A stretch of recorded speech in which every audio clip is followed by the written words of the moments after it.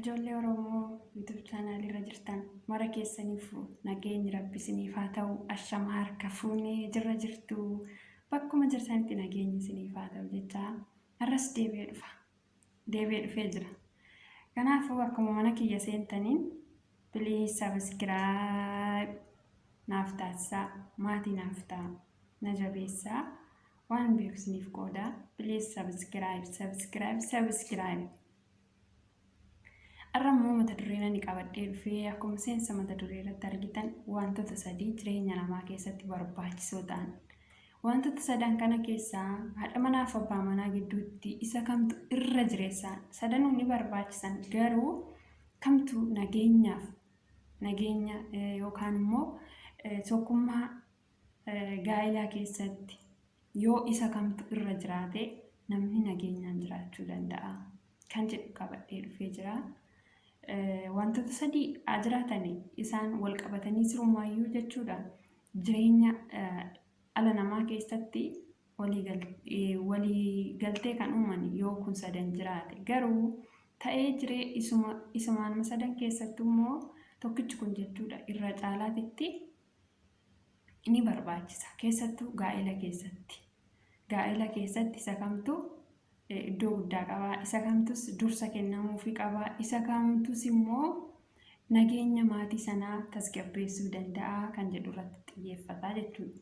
Isaan kun sadanii qabeenya, jaalalaa fi beekumsa akka mata dureetitti jechuudha. Warri kun sadan jireenya ala namaa keessatti gahee guddaa ni qabu. Yoo isaan kun jiraatan jechuudha namnis kan inni jiraatu qabeenya, beekumsa, jaalala. Keessattuu gaa'ela keessatti isa kamtu nageenya gaa'ela isaanii sirriitti eegamsiisee jiraachisuu danda'a. Yoo inni kam jiraate gaa'elli namaa haala bareedaan deemuu danda'a kan jedhu irratti xiyyeeffata jechuudha. Kun sadanuu wal qabatee ni deema sirriidha, walumaan jira, garuu jalqaba irratti isa kamiif oddoo kennuu qabna? Isa kamtu nu barbaachisa nageenya mana keenyaa fi nageenya gaa'ela keenyaaf kan jedhu irratti xiyyeeffata jechuudha.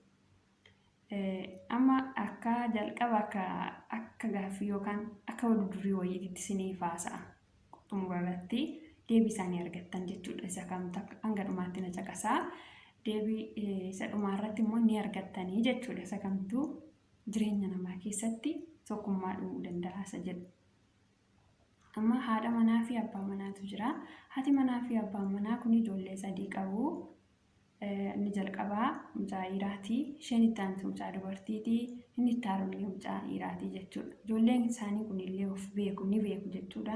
Garuu haati manaa fi abbaan manaa kun yeroo baay'ee waliin lolan jechuudha. Nageenya hin qabanii, nageenyi isaanii baay'ee booraa jechuudha. Mana isaanii keessatti ijoolleen illee ni siqqaqu, keessattuu mucayyoon dubartiis ta'e mucaan inni dhiiraan hangafaas ta'e hundi isaanii yeroo haati manaa fi abbaan manaa haati isaanii fi abbaan isaanii wal lolan sana baay'ee tokko isaanitti dhaga'ama jechuudha.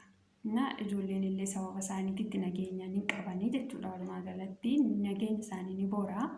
Utuma kanaan jiru amma guyyaa tokko yeroo baay'ee deddeebiin wal lolu jechuudha jarri kun. Amma ijoolleen isaanii saqqaqamurra ga'anitti yeroo tokko guyyaa tokko jechuudha kaanee gabaa deemaa jetteen haati ijoollee kana.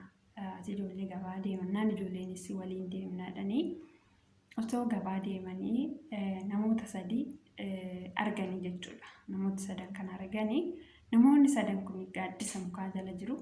Gaaddisa mukaa jala utuu isaan taa'anii jiranii itti goranii nagaa gaafatanii amma haati isa kan fudhannee haa gallu nageenya mana keenyaa kanaa fi jara sadan kana keessaa jettee ijoollee ishee gaafattee jechuudha. Mucaan dhiiraa hangafti jechuudha qabeenya nu fuudhii galii. Osoo qabeenyi jiraatee nu waliin lollu silaa mana keessatti abbaatii fi abbayyeen kiyyallee waliin loltanii jedheen. Mucayyoo isheen shamarran immoo jechuudha jaalala nu fuudhii, jaalalli nu wajjin galuu qaba. Hoggaa jaalalli jiraatee atii fi abbayyeen kiyya waliin loltanii jetteen harmee isheetiin jechuudha. Akkasuma mucaan inni xumuraa jechuudha mucaan dhiiraa.